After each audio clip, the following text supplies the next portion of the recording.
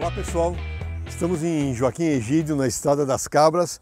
Viemos para cá hoje com este Jeep Renegade na sua nova versão Moab, que foi lançada há uns 3, 4 meses atrás.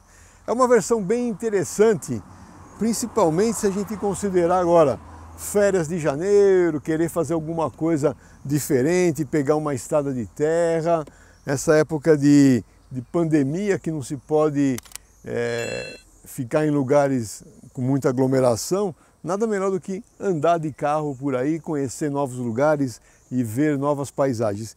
E esse carro me pareceu muito bom para isso e eu vou mostrar para vocês alguns detalhes. Essa é uma versão mais simples do Renegade Diesel, ok? Ele é 4x4, mas ele tem um acabamento um pouco mais despojado, que faz com que ele passe a ser o carro diesel 4x4 mais barato à venda no Brasil. Mais barato, mas não é barato, né? R$ 141.790 é o valor atual desse veículo nas concessionárias. Como vocês sabem, o Renegade ele tem 7 versões em toda a sua gama, desde os motores 1,8 flex até esses daqui que são 3 versões diesel.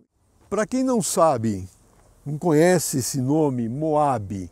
Moab é um deserto no estado de Utah, nos Estados Unidos, onde tem algumas montanhas de pedras. É basicamente o paraíso das pessoas que gostam de fazer aventuras fora de estrada, vamos dizer assim. Mas além disso, praticamente todos os fabricantes americanos, eles levam seus protótipos para Moab para fazer desenvolvimento da parte de 4x4, seja na parte de semiárvore, suspensão, eixo cardan e tudo mais.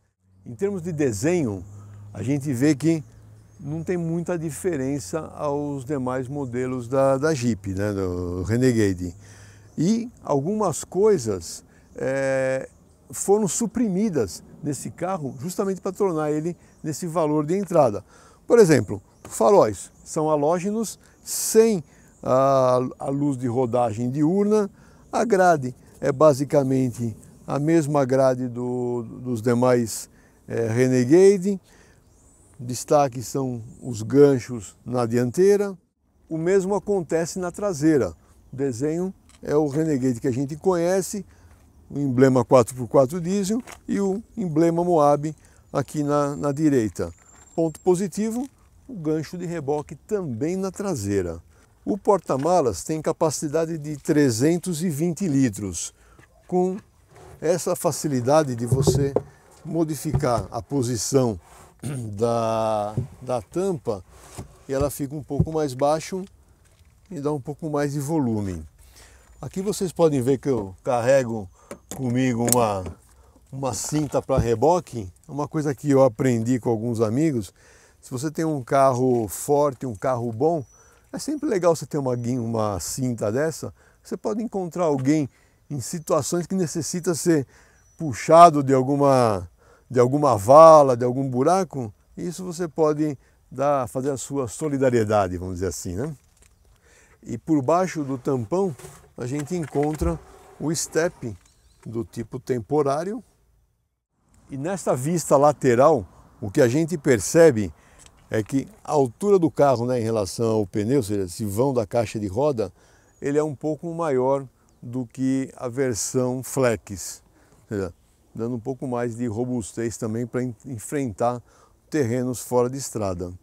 Vamos fazer aquela avaliação tradicional do AE, onde a gente vê aqui o banco traseiro. Primeira coisa, já olhando aqui a parte de vedações, que é muito boa também. Tem 3 vedações. Essa vedação aqui ela é importante para evitar que essa zona aqui fique muito suja, que vai sujar barra da calça, barra da saia das mulheres, né? E o acesso é um Jeep Renegade. Nós já vimos isso em outras versões. ele não tem um espaço muito bom aqui atrás, limite para as pernas, precisaria de um pouquinho mais de gentileza do motorista, de colocar o banco um pouco mais para frente. A gente vê que os bancos são todos revestidos em tecido. De novo, isso ajuda tanto na parte de custo do veículo e tem a outra vantagem que, por ser tecido, ele acaba sendo um pouco mais fonoabsorvente, melhora o ruído interno do carro, né? Teto na cor clara, com alças de teto em 3 posições, luz de leitura aqui na traseira, um ponto USB para trás. Uma curiosidade, no bocal de abastecimento do tanque, ele não tem a tampa que costumamos ver. Ele tem uma portinhola. E qual que é a recomendação para abastecimento? O frentista entra com o bico aqui, certo? O bico empurra essa portinhola para dentro. O bico, para esse sistema, ele deve ter uma capa que entra por fora aqui, para evitar que, ao abastecer o carro, gases saiam para a atmosfera. E após o bico parar de abastecer, após soltar, né, o abastecimento automático, é recomendado esperar uns 10 segundos para depois remover o bico, evitando ou diminuindo a poluição para a atmosfera. Rodas e pneus foi outra surpresa. 215/60/17, essa roda escurecida, muito bonita. E a surpresa fica onde? Apesar de ser um Pirelli Scorpion ATR, ou seja, um pneu de uso misto, ele é bem silencioso para uso em asfalto, até em velocidades mais altas. Gostei bastante do compromisso obtido com esse pneu, suspensão e toda a integração com o carro. Apesar do carro estar limpo por fora, pelo compartimento do motor vocês podem ver que eu já fiz algumas artes por aí, já andei em trechos de poeira, né? Mas faz parte, né? Estamos aqui para avaliar o carro e conhecer tudo. Então vamos primeiramente tirar essa capa. E o que vocês vão ver? Essa capa é aquela capa plástica, mas ela tem um material fonoabsorvente para melhorar a parte de ruído. E aqui um defletor de calor na região da turbina. Aqui a gente tem um motor diesel turbo carregado, 4 cilindros. Então a gente vê, o turbo está nessa região aqui mais à direita do veículo, à minha esquerda está o filtro de ar, duplo comando de válvulas,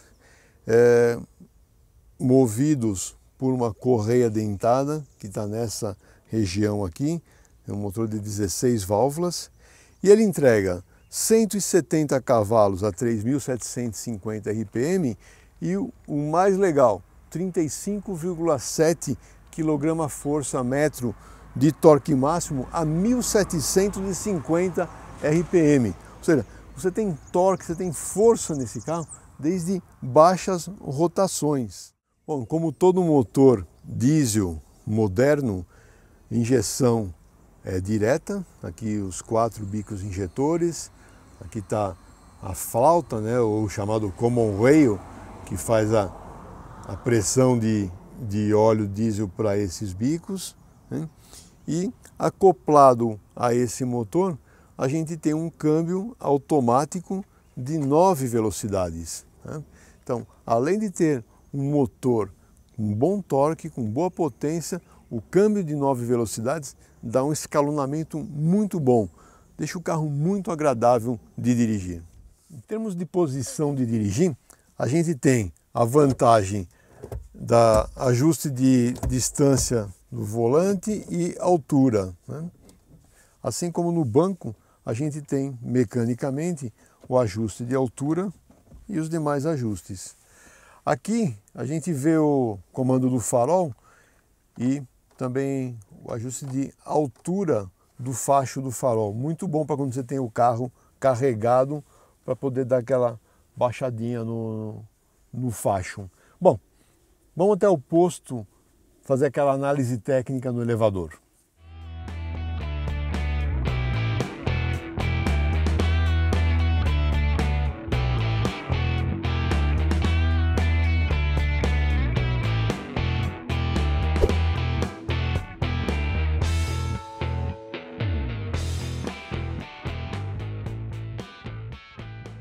Vamos fazer a nossa análise técnica no elevador. O que a gente vê primeiro?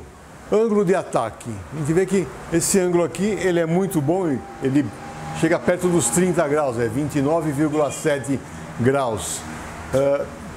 Importante, um carro 4x4 que vai entrar em trilhas, ganchos de reboque. Então temos dois, um de cada lado, pintados em preto, que também acabam tirando aquela agressividade da imagem desses ganchos. Bom, na parte inferior temos um peito de aço bem reforçado.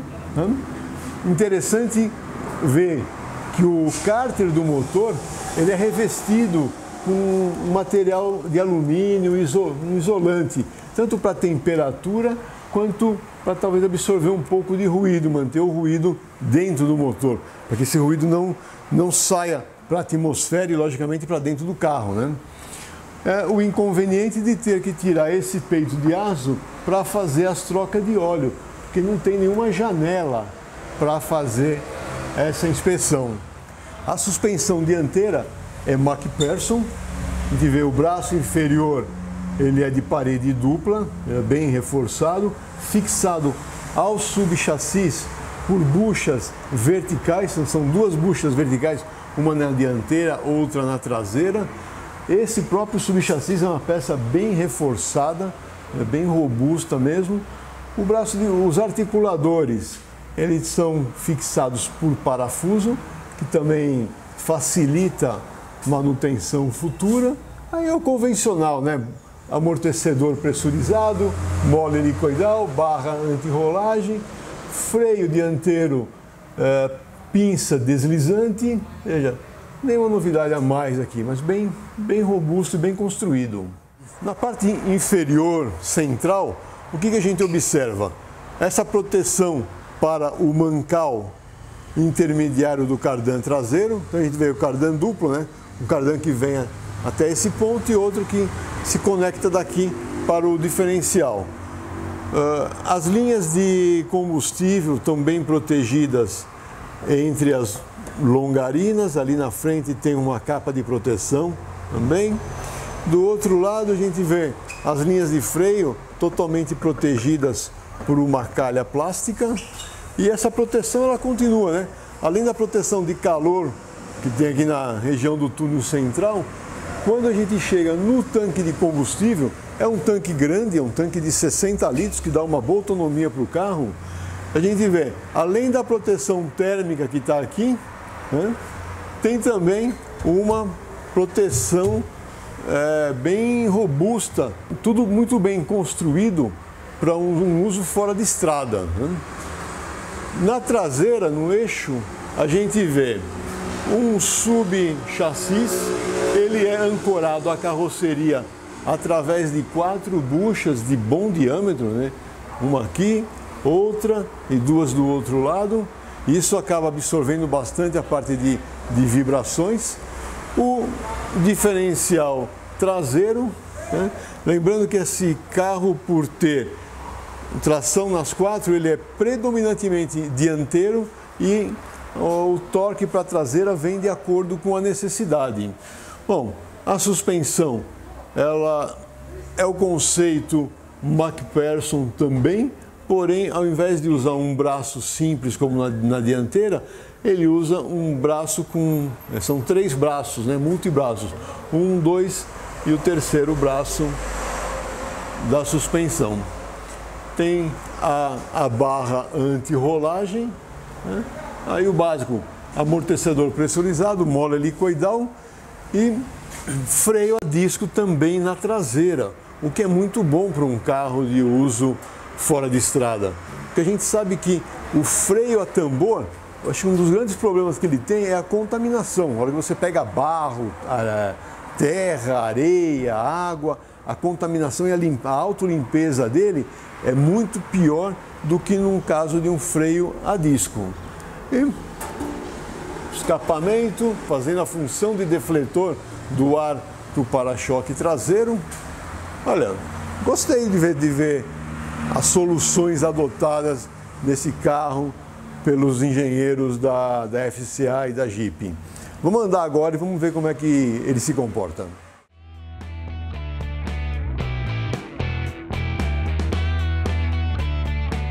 Estamos de volta aqui na Estrada das Cabras e nós vamos agora em direção ao Pico das Cabras. O Pico das Cabras fica mais ou menos, acho que uns 10 quilômetros daqui e tem um trecho de terra até chegar lá.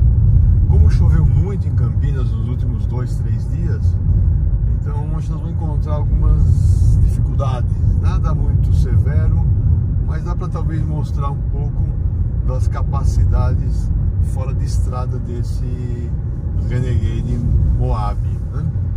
Enquanto isso, vamos falando do que a gente tem aqui às nossas mãos. O volante, ele é o tradicional multifuncional, controle de velocidade de cruzeiro do lado direito, os controles do computador de bordo e telefone do lado esquerdo. O computador de bordo no centro do painel, ele é bem completo, tem a vantagem do repetidor de velocidade digital, né? E tem outras funções de consumo de combustível, temperatura de transmissão, temperatura de óleo do motor, bateria, é bem completinho, tem boas informações. Gosto de ver o contagiro do lado esquerdo, o velocímetro do lado direito. Eu só não gosto dessa diferença de tamanhos de dígitos, né, entre o lado direito e o lado esquerdo. Fica parecendo que eles estão com diferença de distância entre um e outro. Vamos aproveitar essa subida para fazer uma aceleração e ver nível de ruído e vibração dentro do carro. Eu vou deixar no modo manual, ou seja, o câmbio tem praticamente dois modos, o modo drive e o modo manual, onde para trás a gente sobe marchas. De novo, isso não é um teste de desempenho, é apenas para vermos a nível de vibração. Aqui a 4.500 troca de marcha, 4.400, mas o nível de vibração não é incômodo, muito pelo contrário, ele é até bom demais. Ou seja, ele troca de marcha mesmo estando no modo manual, ele não entra no corte de rotação. Bom, no console central a gente vê, né, daqui de cima fica bonito as saídas de ar na parte superior. A central multimídia de 7 polegadas está numa boa altura, ela é conectada através de cabo para fazer tanto o Android Auto quanto o Apple CarPlay. O sistema de som do carro é bom também, é bem agradável, o nível sonoro, efeito palco. E mais aqui abaixo a gente vê no primeira porção aqui, esses dois são controles do rádio, volume, estação, e aqui o controle do ar condicionado. Ele é automático no ajuste de velocidade, duas zonas de conforto. Ao modificar uma zona ou outra, na tela do multimídia aparece a temperatura ajustada. E aqui mais abaixo a gente tem o controle de tração 4x4. Ele tem um sistema automático e a gente pode selecionar neve, areia, lama ou pedras, né? Ou simplesmente deixar no modo automático. E através de teclas nós temos o 4x4 reduzida ou então o 4x4 o bloqueio, além do controle de descida. Finalizando a parte do console, além dos portas-copos centrais, a gente tem o controle de acionamento eletromecânico do freio de estacionamento, eliminando a alavanca, e uma tecla para desligar o controle de tração. Estamos chegando no trecho de terra. Eu vou deixar o sistema ligado no automático e vamos ver como que o carro vai se comportando nesse trecho aqui.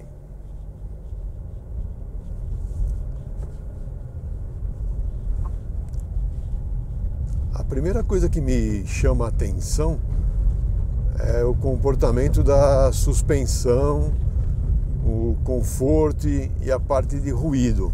Como eu já comentei que o pneu realmente me surpreendeu no asfalto, e ele surpreende positivamente também ao passar por esse piso de pedras, né? Que não fica muito ruidoso ou muito áspero. O sistema de direção, como todos os carros da FCA, ele tem boa centragem, porém, para o meu gosto pessoal, eu preferia que fosse um pouco mais positivo. Mas ele é bom, ele tem bom esforço, tanto na parte estática quanto dinâmica. Um outro ponto que eu achei positivo foi a parte de consumo de combustível. Eu fui com esse carro já até a curva E, para um passeio lá que fizemos com um grupinho reduzido de autoentusiastas. O consumo foi de 14,5 km por litro. Muito bom para a condição que eu andei com o carro, um dia de muito calor, ar-condicionado ligado o tempo todo. E esse consumo é até melhor do que o consumo divulgado pela Jeep. Pegamos essas subidas aqui em direção ao Pico das Cabras. Olha, o motor praticamente não sente a subida que nós estamos. Isso comprova os dados de desempenho que a Jeep divulga, o 0 a 100 em 10 segundos, retomada de 80 a 120 em 6,8 segundos e velocidade máxima de 190 km por hora. Você vê que esse desempenho todo com o peso do carro de 1.627 quilos, bem que o carro não é tão pesado assim não, né? E a capacidade de carga é de 400 quilos, com a vantagem de, no próprio manual do proprietário, especificar mais 400 quilos de reboque. Bom, encontramos um pequeno trecho de descida, tá um pouco molhado. O que nós vamos fazer? Vamos acionar o controle de descida. Primeiramente, a gente tem que acionar o 4x4 reduzido, automaticamente entra o bloqueio e a segunda tecla, que é o controle de descida ativado. Aí soltamos o freio e vamos dar uma aceleradinha para controlar a velocidade do carro, praticamente sem usar freio ou acelerador. A gente vai só controlando a direção do carro.